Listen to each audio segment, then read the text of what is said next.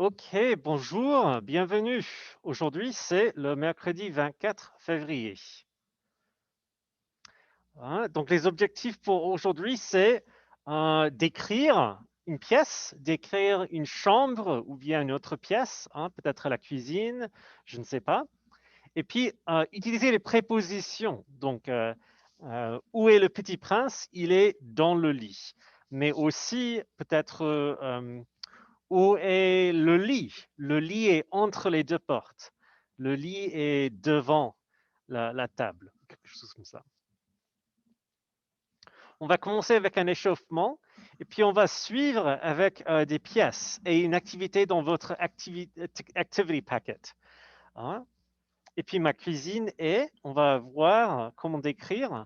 Et puis chez moi, je vais vous expliquer un peu le projet chez moi pour mardi. Ok, donc pour un échauffement, où es-tu? Où es-tu? Donc pour trois d'entre vous, je sais que vous êtes dans la salle de classe. Vous êtes dans la salle de classe. Mais pour vous, les autres, tu es dans quelle pièce en ce moment? Pour vous, tu es dans quelle pièce en ce moment? Donc je suis dans ma chambre. Je suis dans la cuisine. Je suis au salon. Tu es dans quelle pièce? Et j'aimerais entendre des réponses ou bien taper à l'écrit. Donc, où es-tu? Ok, bien. Donc, où es-tu? Tu es dans quelle pièce? Je suis dans ma chambre. Ok. Je suis au salon. Je ne sais pas. Ok, donc maintenant, dans quelle pièce est-ce que tu passes le plus de temps? Donc, dans quelle pièce? Donc, ici, nous sommes dans la salle de classe. À la maison, vous êtes dans la chambre, donc ça c'est la pièce, ok, une pièce. Hein. Peut-être vous passez beaucoup de temps dans la cuisine, peut-être tu aimes cuisiner, donc tu passes le plus de temps dans la cuisine. Euh, ou peut-être tu aimes le garage, donc tu passes le plus de temps au garage. Ok. Et puis, dans quelle pièce est-ce que tu passes le moins de temps? Le moins de temps. Donc, le plus de temps, le moins de temps. OK? Donc, je passe le plus de temps dans ma cuisine parce que j'aime cuisiner. Ou je passe le plus de temps au salon. Et puis, je passe le moins de temps dans le garage. Je ne sais pas, parce que je ne... Ouais, je passe le moins de temps dans le garage. OK? Dans quelle pièce est-ce que tu passes le plus de temps? Le plus de temps? Dans quelle pièce est-ce que tu passes le moins de temps?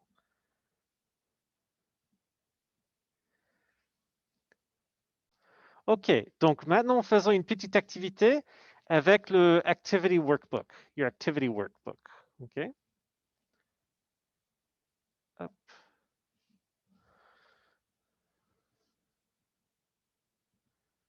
tac. OK, donc tout seul ou toute seule, termine les phrases avec la pièce qui convient. Ensuite, compare tes réponses avec une partenaire. Okay. So take a moment to where do you do the following things? Respond to each question with the corresponding place in or around your home. Okay. So most of these are going to be rooms. You may not have answers for a couple of them. I can see one where you probably won't have the answer, but we can work with it. So toute seule, termine les phrases avec la pièce qui convient. Ensuite, compare tes réponses avec une partenaire. So what I'm going to do is I'm going to ask you to go ahead and do this in your activity workbook. We'll spend 5 minutes completing it and then another 2 minutes comparing answers, okay? So I'll put you into breakout rooms with some partners that you can exchange answers with. So take 5 minutes, 4 minutes, I guess, to complete it. 4 minutes should be enough. And if you only get 5 out of 7 answers, that's okay. So shoot for 5 out of 7 at least. in your activity workbook, and make sure to complete it in your activity workbook because then it'll be complete when you turn it in. Yeah. It is, what slide is it? I'm not sure. Which one? 18. It's slide 18. Thank you. That's a good question. Yeah, it's slide 18. Thank you. So go ahead and take 4 minutes. I'll start a timer. And then after 4 minutes, I'll send you into breakout rooms for 2 minutes to swap answers. Okay? Allez. 3, 2, 1. C'est parti. Yeah, so this first one. Où est-ce qu'on prépare le dîner? Where do we, so on in French is used kind of like we. Where do we make dinner? Yeah. Where do we prepare dinner? Where do we fix dinner? We might say fix in English, right? Où est-ce qu'on prépare le dîner? Hein? Donc, où est-ce qu'on prépare le dîner? Does anybody have a good answer for that one? Super, dans la cuisine. Dans la cuisine, super. Numéro 2, c'était un peu difficile peut-être. Hein? Où est-ce qu'on parle avec ses voisins? Où est-ce qu'on parle, parler, où est-ce qu'on parle avec ses voisins?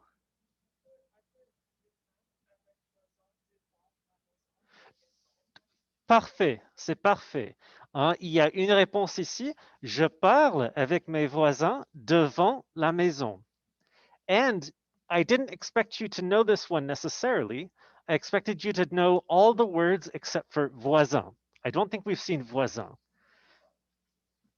You might have seen it last year.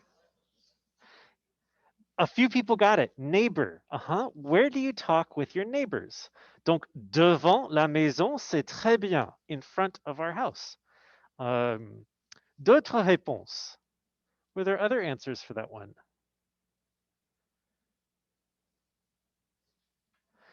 I'll go ahead and put voisin in the chat. Dans le cours à bal. Ah, uh, no. So this is actually a really good point. So let's see. So I'll go ahead and, so cours, I'll go ahead and put it in the chat. So already I'll put un voisin, une voisine, a neighbor, un voisin, a neighbor. And these are all great words to include if you want in your vocabulary bank, whether it's on a Quizlet or Google Doc or in the slides that I gave you. So one person said, oh, I wanted to say front yard. So I said cour à bal. Now, there isn't a really clear translation for front yard in French. Why do you think that might be? There is probably in yard, okay? Dans la cour, dans la cour is in the courtyard. So some people said dans la cour, in the courtyard. So courtyard, how many of you have courtyards? Do you have a large Japanese garden with like a little river running through it and like a little bridge? No. You'd have to be pretty wealthy, right? Yes, definitely. One person does. Okay, I'm gonna come visit. I'll come check out and I'll come meditate in your Zen garden. That would be excellent. But most people don't have courtyards. Why do you think in French it's going to be in the courtyard as opposed to in the front yard? And this is a really great question. I'm glad we're talking about this. Because French is weird? Because it's bougie? Très bougie. Because there is no front yard or backyard. Yeah, that's a great guess. In France, and we can talk about Quebec, right? Canada. So there may be a word for it in Canadian French that I don't know. But in European French, there isn't a direct translation that's really, really helpful for a front yard or a backyard because they don't really have those so much. They have backyards in houses for sure, but a front yard is a weird thing. And why do you think this might be? This is a good cultural kind of point. Why don't they have front yards or backyards so much? Because they hate space. They don't want to mow the lawn. Yeah. Society. Somebody just put society in all caps. Society for sure. The man, because of the man. It's mostly cities. Yeah, it's not just that it's mostly cities. So I came from the Bay Area. So in San Francisco, there are these beautiful Victorian houses, right? And if you Google Victorian houses in San Francisco, you can see it's tiny, narrow houses that are taller, but it's crammed in there, right? Why is it all crammed in there? More space efficient, yeah. And so it's just crammed in there. And then if you're lucky, you got a garage, right? But you definitely don't have a front yard, and you probably don't have a backyard. You might have a courtyard, I guess, but tall little boy house. There you go. Okay, yeah. Uh, a little bit. Canadian French developed differently, right? So in Quebec, Quebec was colonized by the French in the 1600s, all right? And um, and then they basically grew as separate societies. So Canadian French in Canada developed from that French from the 16th century, right? From 17th centuries, and then France and Europe continued to develop their French in a different way. So it's kind of like they diverged, right? Where it's like the same tree, but then they have different branches going different ways.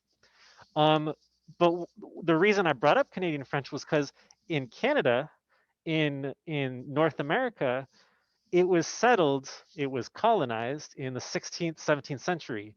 There was a lot of space, right? Because indigenous peoples were displaced, right? But there was a lot of space. So here in the U.S., um, places like Wisconsin, you go around and there are big, big, big houses with big front yards. Whereas in France, you think about these societies, some of these cities existed in Roman times. You think about Marseille, you think about Paris, you think about Lyon. These big cities existed back in the Roman times. So if you think about how many years have passed, how many people have lived in those cities, it's gotten denser and denser and denser, right? So population density is my idea for why there isn't a direct translation for front yard and backyard. We went on a long trip, okay, to come around to this answer. But basically, the answer is these cities are a lot older, and because they're older, everything's a little tightly packed, a little more tightly packed. Whereas here in the US, we got suburbs that were built in 1960, and they're these massive developments of little cute little cookie cutter houses that all look the exact same, that have these big lawns, these big backyards. It's a different society. So the person who said society in all caps, you're not wrong. You're not wrong. It's a little more complicated, right? There's a little bit of history involved, but yeah. So long story short, un cour is probably the best translation for front yard or backyard, but it's not perfect. It means courtyard, right? And chances are you don't have an opulent Japanese tea garden. Yes, you are Gigabrain. I can confirm. Okay, excellent. All that to come around to question number 3. Où est-ce qu'on dîne? Où est-ce qu'on dîne?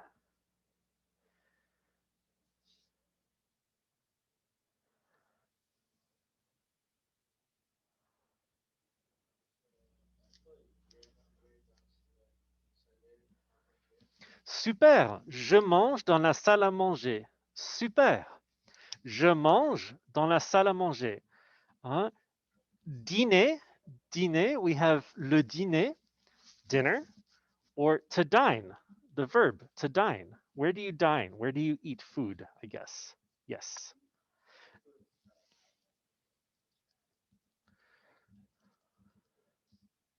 Oui, donc dans la cuisine aussi, c'était une réponse possible.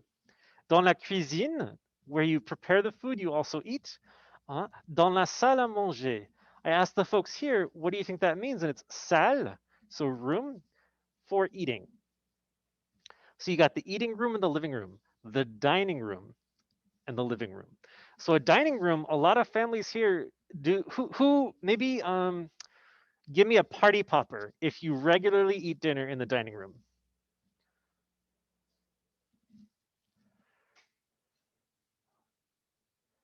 All right, so a few people regularly eat dinner in the dining room. All right, now give me a party popper if you eat. Now give me maybe a thumbs up if you eat either in the like living room where you watch TV or in the kitchen.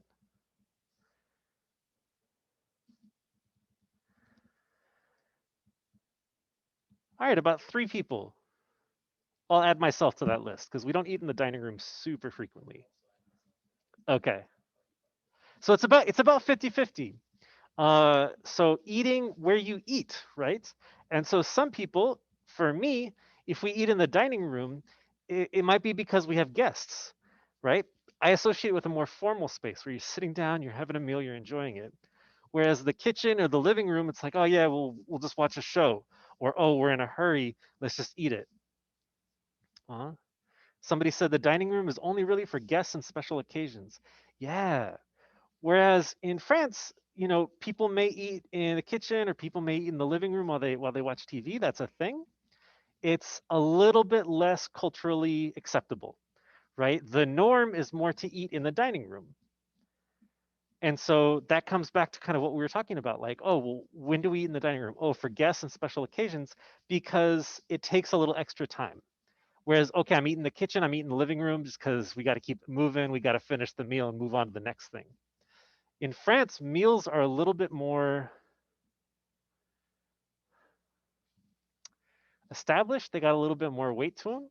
And so there's a little bit more this emphasis on no, we're going to sit and we're going to eat. You don't just take a 15-minute lunch, you take an hour lunch and you sit and you enjoy your food. And it's not seen as lazy, it's not seen as indulgent, it's not seen as kind of extra. It's seen as no, that's the norm. Um, Not for everybody. I want to make it clear there are exceptions. I'm not going to say that everybody does everything the same, but there's more of that norm. All right. Okay. Où est-ce qu'on plante des fleurs? Let's come back to that one. Okay, so hopefully you got some good answers for this one. I'd like to come back to this maybe tomorrow and we can finish this up. For today, I want to do a little bit of practice with y'all describing rooms. Ok, donc ici, c'est quelle pièce? Ici, nous sommes où? Qu'est-ce que c'est? Where are we? Cuisine, oui. I should have given you a trigger warning because this is a disturbing image. Dans la cuisine, okay? Nous sommes dans la cuisine. How would y'all describe this cuisine? Ma cuisine est comment? Très bien, très bien. Dans le chat, nous avons le mot revolting. Donc dégoûtant. Super, revolting, dégoûtante. Ma cuisine est dégoûtante. Oui. Somebody put disappointing. Wow. I'm not mad, I'm just disappointed. Hideux. Ouais, ma cuisine est hideuse. Hideuse. Oups. Hideuse. Ma cuisine est hideuse. Très bien. Ma cuisine est hideuse. Ma cuisine est dégoûtante, disgusting, disappointing, ouais, pourquoi pas. Messy. Messy or dirty. Comment dit-on messy or dirty en français?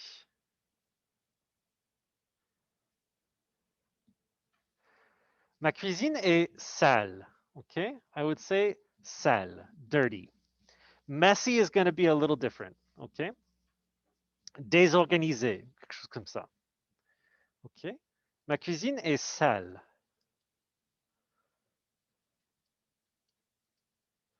Ok, c'est effectivement très sale. Ok, hein? Et ici, ma cuisine est comment? Cette cuisine, est-ce que cette cuisine est sale? Est-ce qu'elle est sale?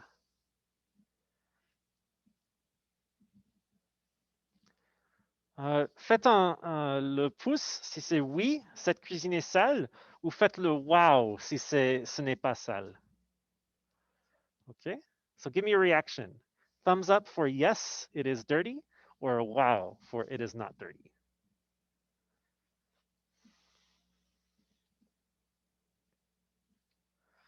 Ouais, je dirais que ce n'est pas sale, elle n'est pas sale.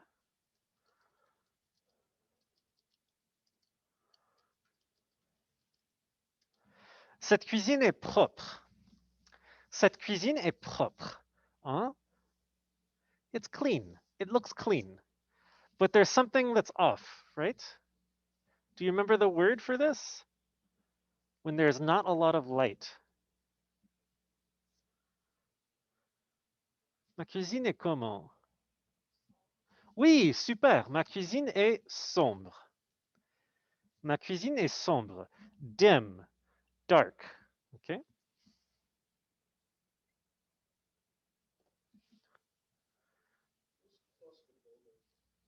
Claustrophobic, yeah, étouffant, right? Claustrophobic, unfinished, okay. Okay, et peut-être laide, ugly. Maybe you find the tiling ugly, I don't know. Ma cuisine est laide. Peut-être, je ne sais pas. Ok, et ici, ma cuisine est comment? Est-ce qu'elle est sale? Cette cuisine est sale? Cette cuisine est comment?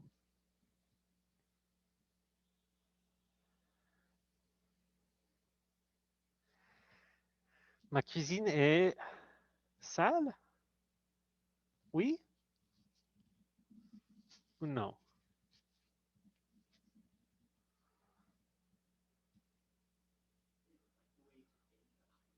Oui, oui, luminous, moderne. Oui, ma cuisine est moderne. Super. Yeah, that's goals. Goals. Having your microwave in the island. It's very, very fancy. But then if you leave the door open and you knock your leg into it, you're gonna snap the door right off. Drawbacks. Ok, ma cuisine est lumineuse, très jolie, ouais, chic, moderne. J'aime bien ça. Ouais, ouais, ouais. Propre, moderne, jolie, pourquoi pas? Jolie, kind of pretty, right? So belle is going to be beautiful, right? So um, I'm not going to think of any examples right now, but there's beautiful, right? That's like over the top, and then jolie is like, wow, yeah, you're pretty, yeah, it's pretty. Minimaliste, super, bravo, j'aime bien ça. Ouais, these are all excellent adjectives that I hadn't thought of. Lumineuse, elle est chic, elle est propre, elle est moderne, elle est jolie, elle est minimaliste. Ouais, super. Ok. Hein? Donc, j'aimerais réfléchir à des adjectifs qu'on utilise pour décrire une pièce. And we can come back to this tomorrow. I'm seeing that we're at about time. But I want y'all to start thinking about adjectives. And maybe you already have some of these in your vocab bank, or you want to add some more from today. Feel free to copy and paste them from the chat. That's why I put them in there. All right, but we'll go through this tomorrow a little bit. And I'll ask y'all to kind of brainstorm with me. I left some blanks so that you could give me some ideas. And the reason I want you to start thinking about this is because I'm going to ask you to pick a room and describe it in French. So for next Tuesday, so this is going to be due next Tuesday. So we're going to start working on this tomorrow. But I wanted to break it down for y'all today. We ran a little out of time. Tomorrow, I'll talk to y'all about it in more detail. But I welcome you to go ahead and take a look at it on Canvas. It's published. And I've got a rubric that's really kind of detailed. I might change the rubric a little bit. I'm asking a colleague to take a look at it to make sure it looks good. But it should be enough to give you an idea. Okay, so we'll go over the rubric properly tomorrow. And I'll go into more detail, but please, for tomorrow, go ahead and take a look at this and start brainstorming. What are some words you use to describe a room? And maybe think about what room you want to choose, okay? It doesn't have to be your bedroom. I was gonna give you a chance to ask questions about these, but we'll go over it tomorrow if you have questions, because for tomorrow night, I want you to be sure to turn this in. So by Friday, everybody should have this turned in. Okay, Unit 3 packet check-in. That's it for our time for today. I'll go ahead and stop recording, and I'll give you some time to ask some questions here in the Zoom. So for the recording, I'll say au revoir.